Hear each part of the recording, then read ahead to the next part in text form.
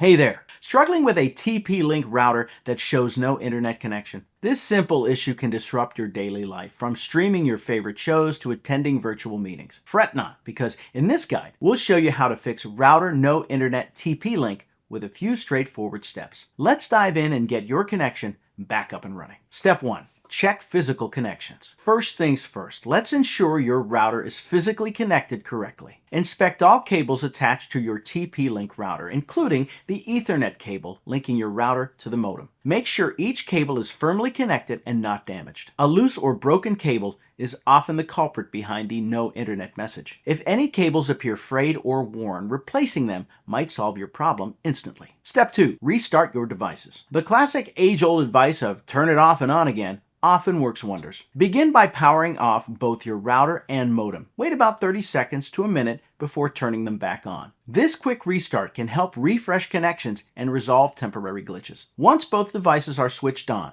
check to see if your internet connectivity issues have been resolved. Step 3. Check for firmware updates. Keeping your TP-Link router's firmware up to date is essential for optimal performance and security. Access your router's settings by typing its IP address into your web browser. Once logged in, look for the firmware update section. If an update is available, download and install it. Firmware updates frequently resolve bugs that might be causing connectivity issues. Make sure not to disconnect the router during the update to prevent any potential issues. Step 4. Adjust router settings. If you're still experiencing problems, it might be time to dive into your router settings. A factory reset is a drastic but effective method to resolve stubborn issues. Find the reset button on your TP-Link router, usually a small pinhole. Press and hold the button for about 10 seconds to restore the device to its default settings. After the reset, you'll need to set up your network again. Ensure you have your internet service provider's login details on hand for this process. Step 5. Contact your internet service provider. If you've tried all these steps and your TP-Link router still shows no internet,